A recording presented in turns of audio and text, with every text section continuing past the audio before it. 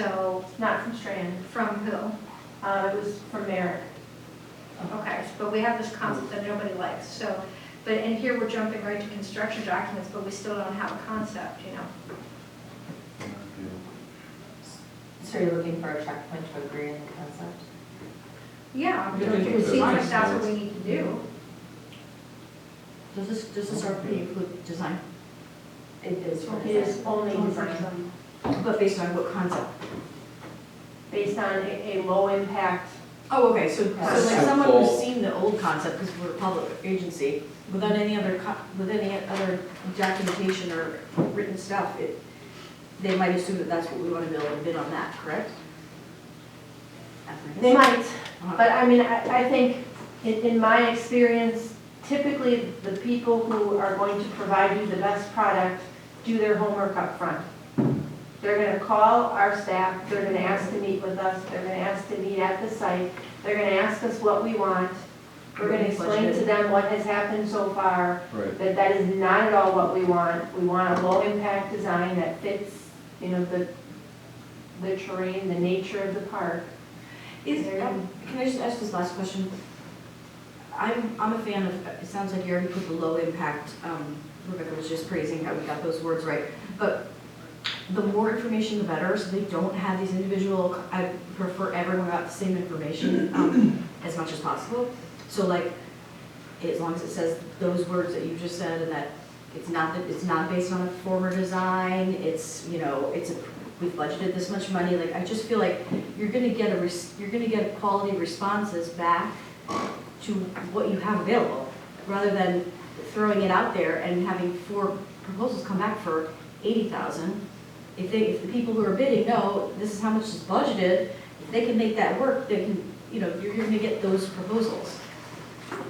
I'm always a fan of, if you have a certain amount of dollars, you can always increase it by vote of village board, but try to get the proposals that would go around that, you know, like, so they're not, as much information as you can helps them put in decent proposals. Well, I don't see what the point is in moving on construction. I mean, I think we need a task before task one of like, you know, come up with a concept that's acceptable to the board, because we don't have a concept. Like engineering. Why would we move right to 50% construction documents without, I think it needs to at least come to the board so we get a sense of what we're proposing to do and whether we like it and how much we think it'll cost and whether we're willing to commit that before we jump into construction documents. Well, you'll need 30%. 30% plans are conceptual. So they will have to design to 30% in order to present anything to you. And we can certainly add that. It's just gonna add a step in more hours and cost to the design contract. I mean, I feel like Come to I don't board. even know, I mean, we talked about $30,000, but now you're saying it's gonna be $10,000 just to design it. So clearly, we're talking about something that's more like $50,000 to $70,000 by the time we're done, which is not what we've discussed. So I think before we spend any more money having someone design something, I think we need to, as a board, to say, hey, are we interested in spending $75,000 on a community launch? Maybe we are, I don't know. But it's clearly not, I mean, it's clearly not gonna be $30,000. I don't know that. I've never built a canoe launch. You have available. Yeah, why don't we ask our engineer to give us some advice? He already gave us a proposal for engineering. On And this? Yes, on this. What was his It was proposal? $17,000. Oh my God. That's why we did an RFP, because it was well over the amount allowed through the purchasing policy. Wait a minute, say it again? We asked for a concept proposal, or a proposal from Strand, From our engineer? from our village engineer. Okay. Because I didn't know, I had really no idea what ballpark we were talking about. Their proposal was approximately $17,000. I told them that Did it include design? it just was construction? design. Oh, it was for design, not for design and construction. No, I mean, that's what I think she was asking, but go ahead. No, it's for this, for the construction, to do thing. construction documents. Mhm. Concept, sorry. design, construction documents, right? Yeah. 17,000. Design, that's design incorporated. But was he basing that on the Merrick thing? No, he knew exactly what we wanted. Okay. Well, that's important information. So did he give an estimated cost of this? Construction? Yeah, No. just ballpark. Well, I mean, if the design is. No, that's a lot, that's what I said. Well, that's like $100,000 project. Because isn't it a certain percent? Design is usually a certain percentage of design of cost. I mean, is that a fair assumption, that the project? I can tell you what a typical percentage is on a road project or a water main. I don't know if it holds true on a canoe launch. I just don't know. Does our engineer? I'm assuming he does. I would assume he That's why we have does. him on staff. But it's gonna depend specifically on the design. Yeah, which he And designs something, right? Maybe propose some design for 17,000. So if we go out to RFP without the budget number, and they all come back at 17, 15, 10, whatever, then can we come back to the board and say, what, we're gonna have to reevaluate what we've had budgeted for this? I mean, I don't know what our options are there. I just, So there's two, that's why I asked that question, there's two ways to do this in my past. One is, this is how much money we have. So you only get proposals back that are at or below that for construction. So it narrows, if that's truly how much money you want to spend as a board, that forces the proposer somewhat propose, because they're gonna know there's just gonna be higher than that number, and they're gonna be like, we're not wasting our time. If you feel like there's a chance the board would approve an $80,000 canoe launch or so, based on our engineer's $17,000 design, don't put the number in there, because then you'll get back proposals similar to probably what the engineer designed, like 17,000 for design, it might be around 70 grand. So I think that's the options of why you would or would not put in a number. So how much does Menominee fall? I mean, there's been a number of things, some grants. I'm just wondering, by getting the engineering, is maybe we need to then go get other funds, put a grant proposal, build it a year or two, but we know what the number is we're going to apply for grants. I mean, this is if it's the concept of the design we want, is go secure other additional funding for the project. It's a pretty key location in the Riverway. Then don't do the number, because then you'll get more proposals with different price spans. Those are your choices.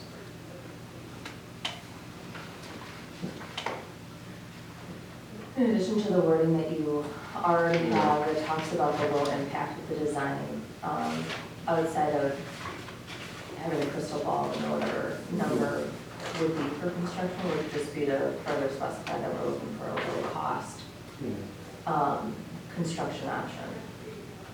I'd like to see what other communities have done, and see what it looks like, and see what its budget has been, and then we have a better idea of, a rough idea of what we are talking about.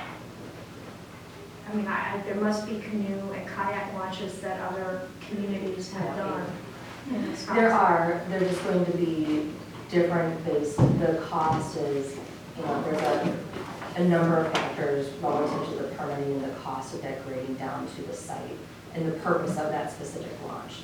So there are many sites that are designed that are very low impact, that don't have the slope capability, or don't have the significant slope that we do, but that are also just, providing some, risers or fabric concrete that will let out into the water.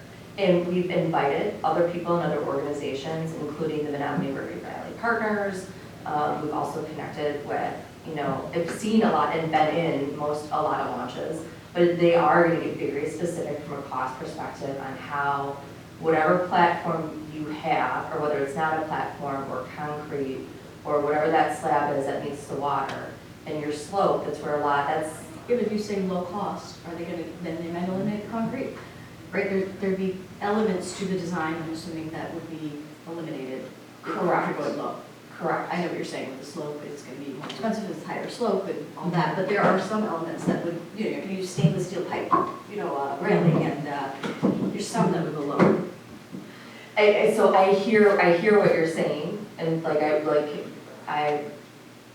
I wish I could give you the answer that you want, but I can't, only because I know practically from having been involved in the bidding of 7 different launches, that they come out so differently based upon what that topography is at the site. And my hesitation and really like locking in on that is because I've never been through the process of permitting something on the Milwaukee River, which is a bit of a different dynamic. And having now been more educated in how the slope and the water elevation has changed in this particular spot at Hubbard Park, you know, I'm like, wow, you know, in my mind, as I've been out there, you know, whether in the park or on the other side, looking from the water, I'm like, gosh, I wonder how the DNR is gonna take a look at this, right? When they go from a permitting perspective on it.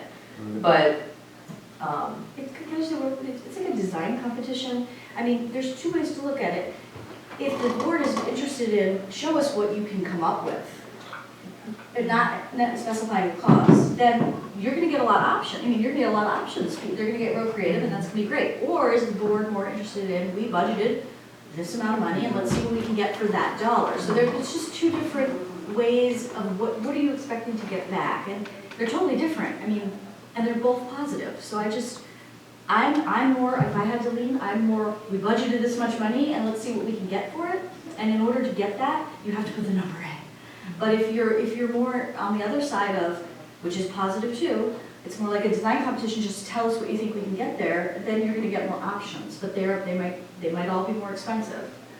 So you're tailoring what you want back. And that's how you choose whether you want to include the price or not, for the budget. You want to give them a set number, because you want a well-designed, safe.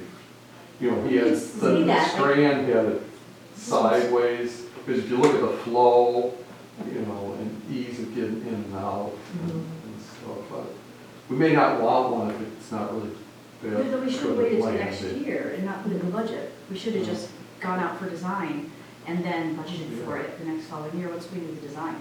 but that's not something that we haven't precluded that as an option, because you don't know how long it's gonna take on the permitting end.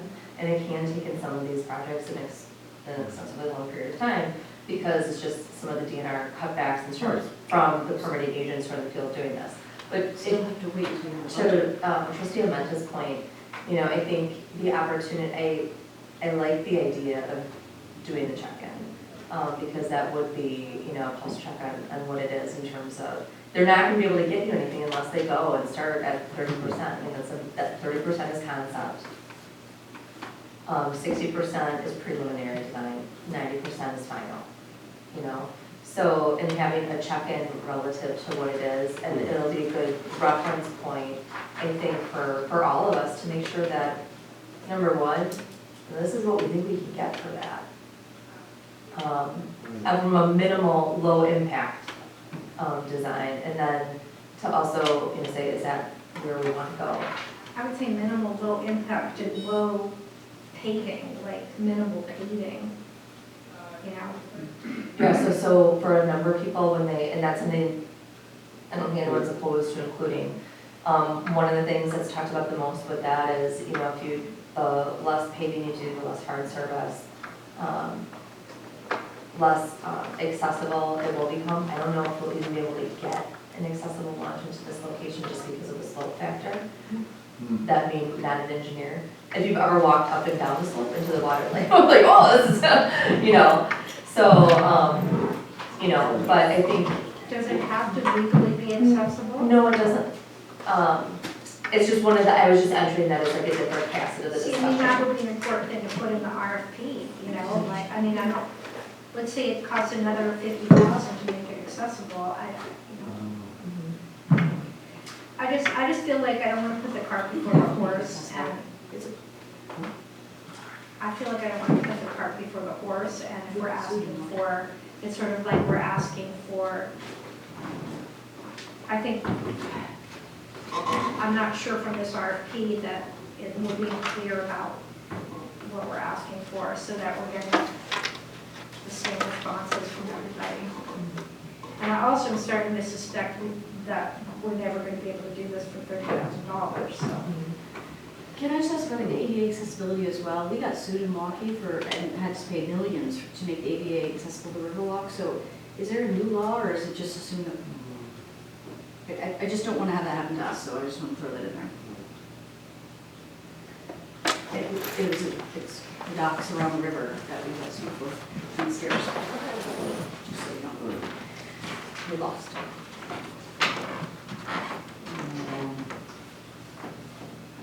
Well, do we want staff to go back and based on some of our comments, come back with, maybe some more additional language and also breaking it up into concept?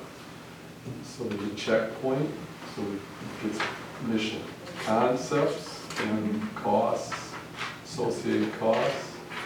Additional language just stressing that lower costs, we're not looking for. I mean, I wouldn't mind if, having a conversation with Strand about the issues with the slope, issues with accessibility, paving versus non-paving. I mean, they've already thought about this a lot because they did their proposal. And that's what we pay them for, to kind of pick their brains, so I wouldn't mind and if they had an opportunity to do some similar projects and to give us an estimate on cost, then I just feel like we need to know more what it is we're asking for before we go out and ask for it. Yeah. All right. Yeah. Okay, so so we'll have more discussion before. Come back, right? Let's come back. And can I just make a suggestion after that step? I think it would be beneficial, we budgeted 30,000, what can we get for 30,000? I don't, it may be beneficial after you get those cost comparisons to go out and see. Well, I think that's something we can ask them Yeah. when we talk to them about Come it. back Okay, with more information. sure. All right. Let's move on. We just do JPL here? Yeah. Okay. Yeah. Okay, so I'll call the JPL committee meeting. So we'll begin with the first item on our agenda. Consider the service agreement for IT services with the village of Bayside.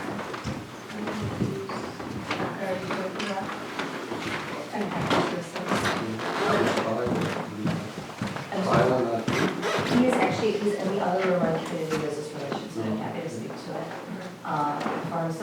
We went out to RFP for IT services, and Trustee Maher was a part of the panel, as well as myself, Clerk Brookman, Chief Nimmer, Assistant Manager Burkhardt.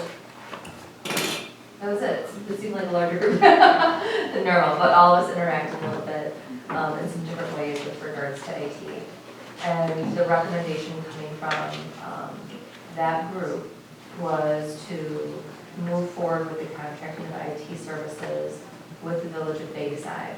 Now, the Village of Bayside is currently providing services to Bayside Communications Center, which is dispatch, which touches all 7 of our communities. And beginning last year, they started with dispatch. NSFD, North Shore Fire Department, also began contracting with them for services shortly after dispatch, and then the city of Glendale, who had one IT employee, started working within their consortium in 2018, beginning 2019, beginning in 2020. That person will no longer be an employee of the city of Glendale, but an employee of the Village of Bayside, specifically geared towards IT. So in reviewing the application, we took a look at it and the RFPs, a number of different aspects. Right now, we are working pretty much on a basis of it's broke, please fix it. And we're not doing, I think, the best job we could with proactive future planning in terms of where our IT resources are and where they need to be moving forward. This team provides an opportunity to fix what is broken, but also forecast where we need to go based upon what their level of experience is in providing IT services to municipalities already. The cost is relatively neutral in comparison to what we're doing now. We don't pay additional costs for after-hours services. In the nature of dispatch and police departments and how they connect to all of our departments, If there's something that happens, they would be there on site. From a future planning perspective, there are definitely, I think, opportunities you could explore within this group for purchases in bulk. Right now, all of us are too small to have any leverage in terms of working with vendors to secure potentially better pricing, you know, in different capital items. One that comes to mind is just general computers that we purchase on an annual basis. We are going to have a village-wide phone system coming up in the future, as well as these communities have also joined together in a joint license for laser fees to also reduce their annual costs when it comes to that. Inherently, there are always risks in making a change. They've demonstrated their ability and thoughtfulness to come forward and provide the service with us. Mike, did I miss anything? I think so. They definitely, it was tough this time. It was really came down to on-tech or Bayside. And Bayside offered the going together with the potential for software savings and also having additional hours for more long-term planning and more proactive cybersecurity. And as we talked to the vendors, it was clear we needed to be moving more intensely on that, and both OnTech and Bayside have active where they test, you know, they send emails to employees, seeing if they'll click on stuff, and, you know, so there's more proactive security approach, a more planning approach, just fix and repair as you go along, which will be key as we go out here. And they are also, the chief was, you know, the Bayside has a lot of experience with the police software in the squad, so that OnTech also had a person. They would not be our primary person, so that was a little of a disadvantage to OnTech, but it was very close, and since Bayside brought down their costs,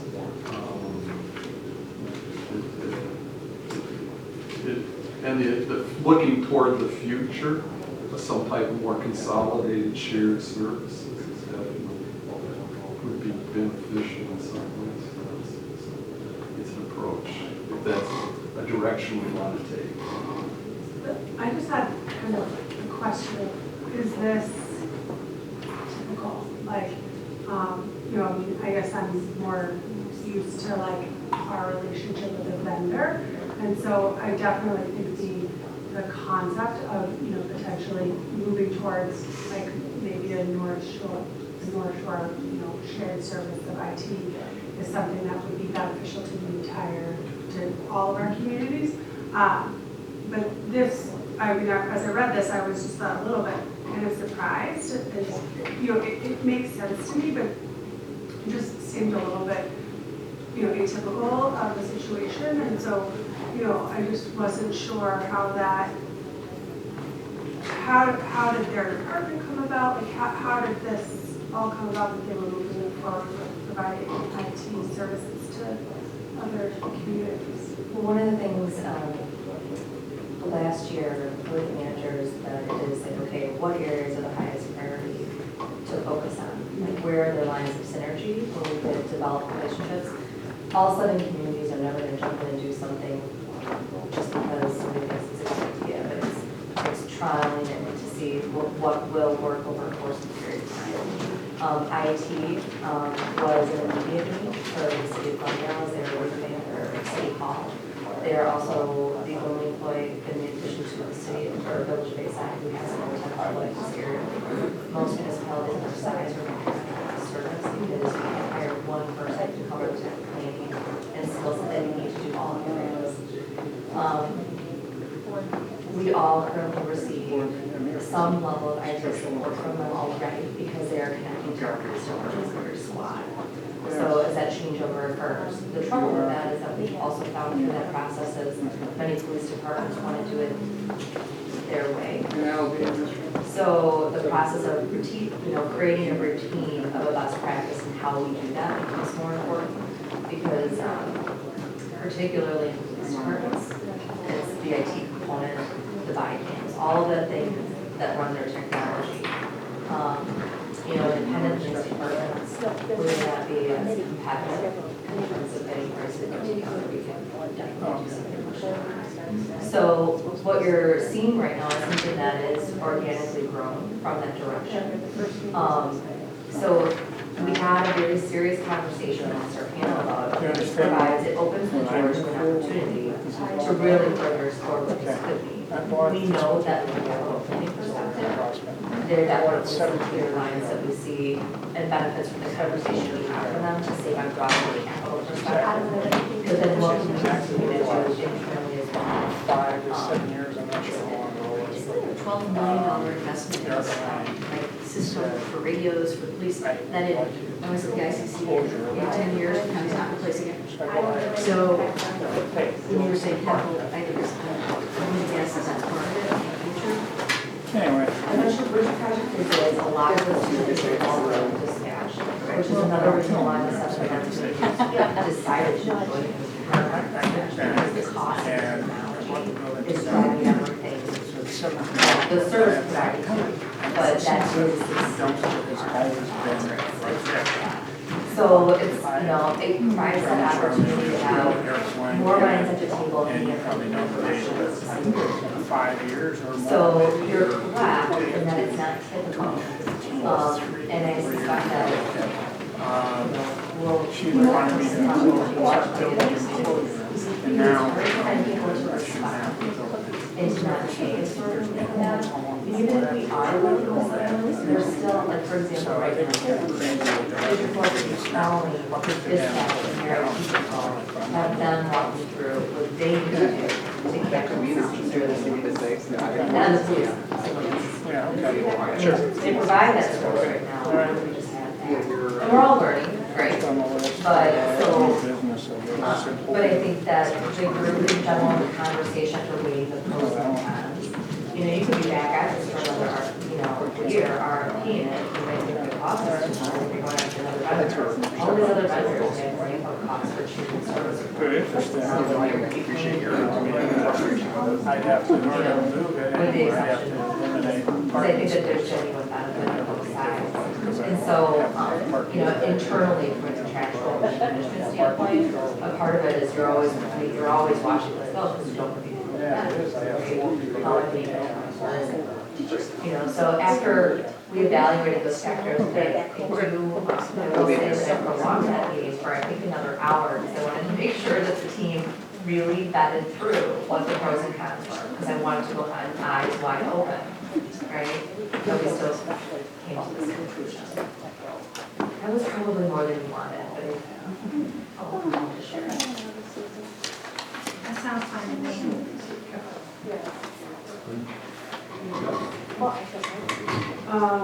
So the other item that we had on the agenda was to discuss the timeline for, Oh, could we have a, sorry. a motion? Yep, Oh, yeah. sorry. I move to,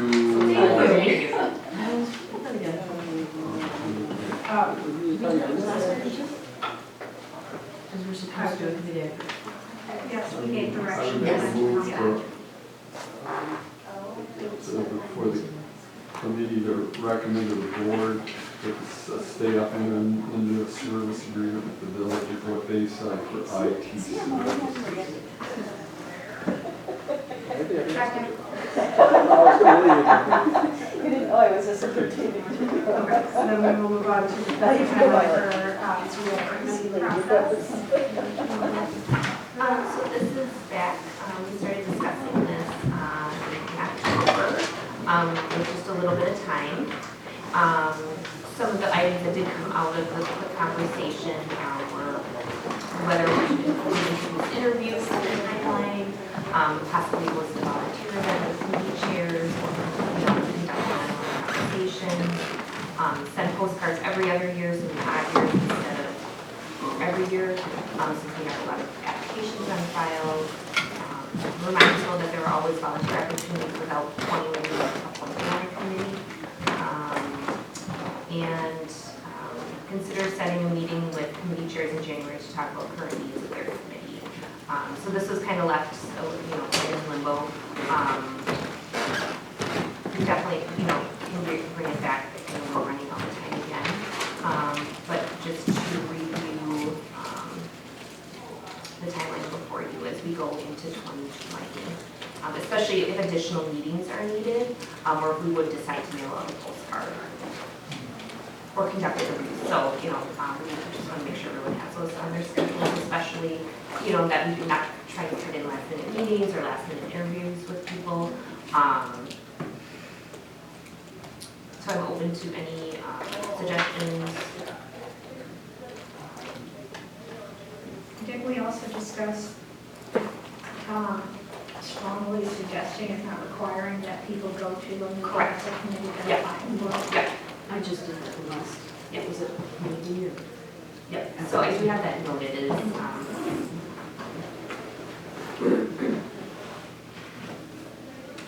One thing the schedule is for March, the last year the committee looked at this just has the JP&L chair and president reviewing the applications. Where I think the whole committee reviewed them and then decided which ones to send out to the, I think we narrowed it down, if I remember. Right? Yes, So we we did. narrowed down, for some of the committees, they have 15 applicants, we said, here are the 6, right.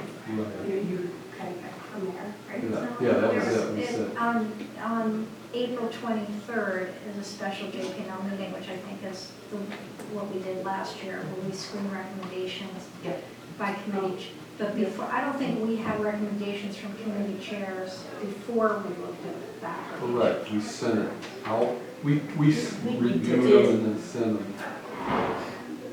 Oh, I know what you're saying. Yes. So we did ask, we Yeah. talked to the chairs, but we didn't have specific, if they didn't have a specific recommendation, we didn't give them applications. Oh, So all the chairs were talked to by staff liaisons ahead of you and I meeting and at the very beginning.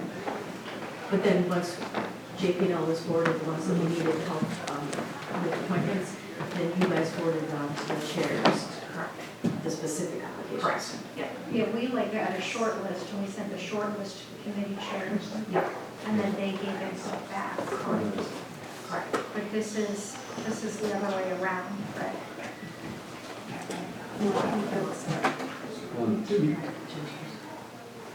because in March, applications reported to committee chairs. Committee chairs identified top 3 to 5 applicants for JP&L to review and make a recommendation. So it's kind of a Oh, yeah. switch. So, yeah, we'll switch it. I think the one thing, we just want to make sure, last year, I don't think the committee chairs were as prepared for it. The turnaround time, that we needed the recommendations back from them, so that they're aware, we're having this meeting, and you have 2 days to get back to us.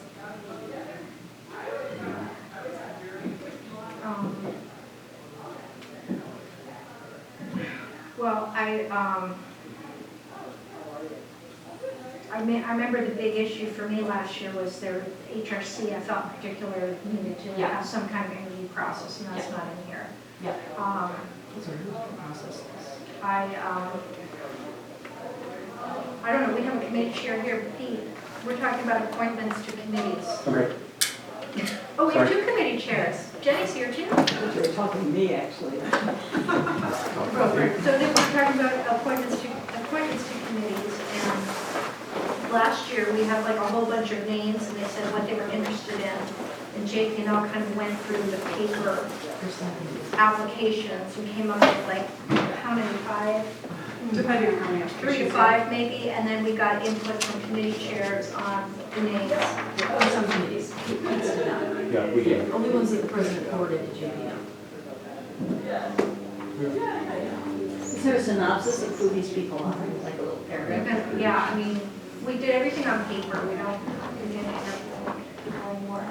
But one thing I felt is if people are applying for a committee, they should go to the meeting of the committee, and, see what it's like. Before they're appointed. And as a committee chair, I'd be happy to meet with them beforehand to talk to them about what we do or any questions they have. Again, I think others can do that as well, staff can do that, but. Some of these people are applying for like five, eight Yes. committees, so I, they're not like, oh, here's everybody who applied to the conservation, because they've got people who applied that could have to go to 5 meetings. Well, I mean, that person has to, decide which they really want to be on. I mean, I think it would also be useful to hear from committee chairs beforehand, but sometimes, like with DRB, we need somebody who has a certain skill set, or even for you guys, if there's a certain We do. skill set that's lacking, if we could hear from the committee chairs before we just do this big paper review. I mean, Well, We do. I mean, and staff also, will reach out to, they have reached out to me, like the DOB for a vacancy that they, an architect would do whatever that means at that time. Or they reach out to do what they're missing. But, and I think the JPNO, our review was for non-statutory committees. So there were, like, the CBA and some of the other things, that was, like, we did not do. JPNO wasn't involved. Correct. And we also, just for your meeting thing, I want to tell you a concrete example. When we talked about this last time, and someone, I think Mike, you had said, has he attended a meeting or something, and we waited. So as Trustee Carpenter was saying, we had a request for, was it design review or elderly recently? And I wrote back immediately and just said, make sure they go to the next meeting before we take it back to board again, because we want to make sure that so if they've applied for 8 and we're looking to appoint them to one, staff can reach out to them and say, have you been to a meeting and we're thinking about this, where do you go? I mean, we can definitely do, the roundtable thing, I just want to make sure those are the intents that we work that in to the schedule, and how you see best fit. So if you want to do something like that before you meet as a group to review applications, like how you said, invite people and then the committee chairs can be there, people interested, kind of like do a speed dating type thing. Yeah, we had an idea of having all the committee chairs or committee members and then inviting all the applicants and having like an opportunity for one big like speed dating for people to talk to. I don't know. I mean, I think to me the question about this is, are we asking the committee chairs to narrow it, and then we did, or the way we did it last year, we narrowed it. And then in a way, if we narrow it, and then it's on the committee chair to like call each person, the 3, and talk to people, and the committee chair gets a sense of, is this the right person to work with the group? That might, I'm more comfortable. If we're not gonna do interviews, then at least that, if I could finish, then at least that way the committee chair has an opportunity, even on the phone, contact the person, if we're not gonna do interviews anymore. But I think we still do, maybe something like that for HRC also. Instead of the applications, I think, or the committee chairs, it would be best to get, like, if they meet certain criteria to, people to fill that board as we're looking at applications first. Do you want to, get that kind of feedback ahead of time? Yeah. Okay. Yeah.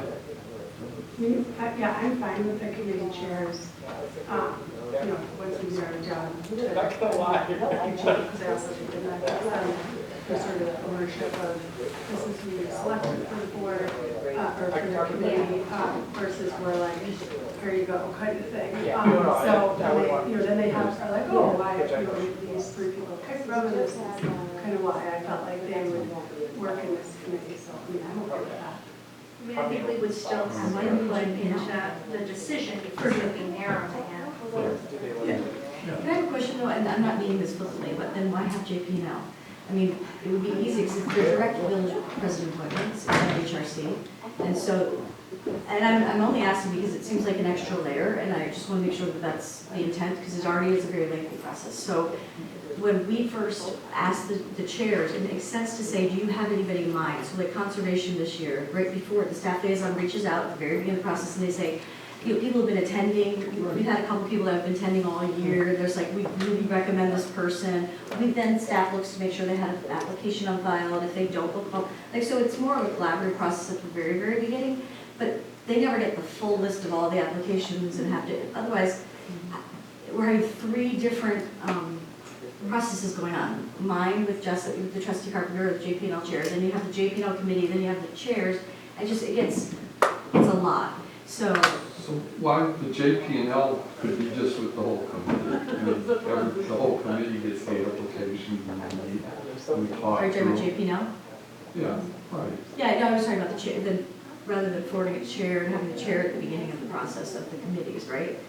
Look at all the applications. Isn't that what you just suggested? Yeah, no, I don't think it is. Just to narrow down the applications that are sent to the I saw that. So, you know, there are some applications They call where, right, but there are some applications, like, you know, for conservation, you know, and HRC and, you know, several others, there are some applications that people have applied to, you know, 8 Well, different that's something I committees. always thought it And so, you know, what we had done at that one meeting, which I think worked pretty well, was just at least providing some direction to the committee chairs.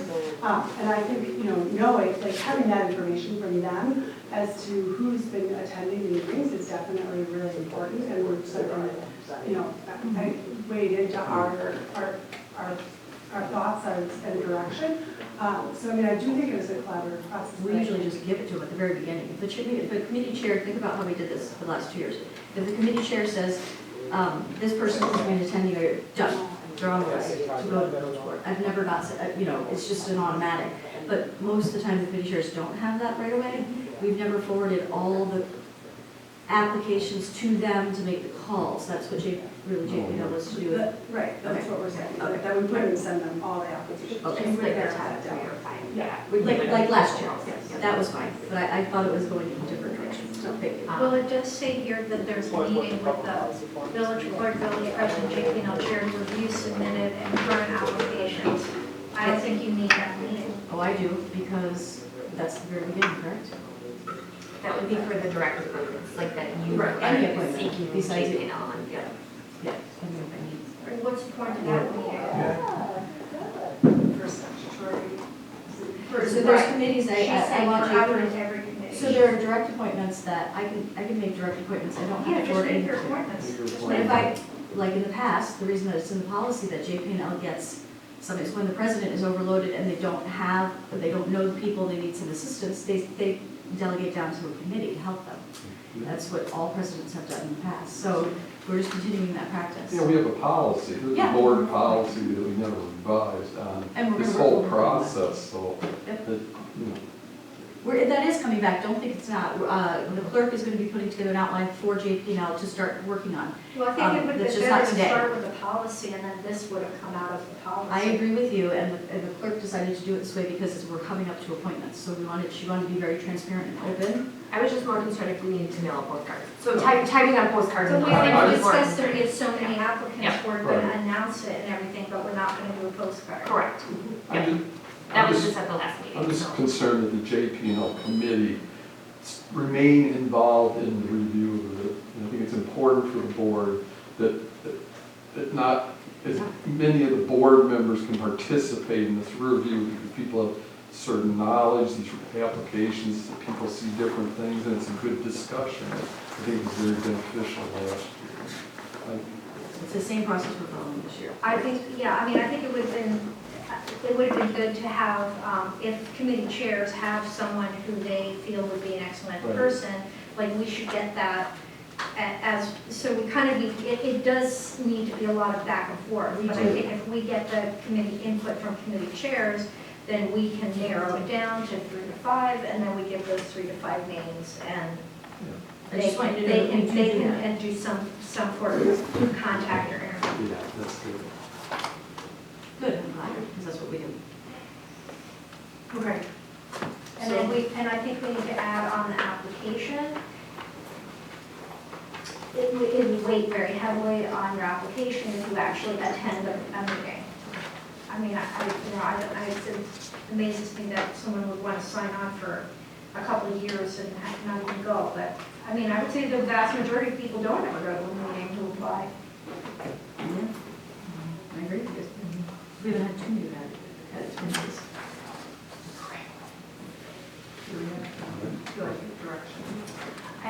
Because I will be bringing it back with the policy, so I'll revise and include an HRC interview, and then I will remove the committee chairs reviewing the applications prior to the board, and then kind of add that step of you guys reviewing them, and then giving them your time frame of when they would need to make those phone calls and follow-ups with their top 3 to 5 people. Yeah. So I'll just bring it back to the next meeting as revised, if there's any tweaks that need to be made, and then we'll review the policy. Okay, thank you. Adjourn. Sure. Great.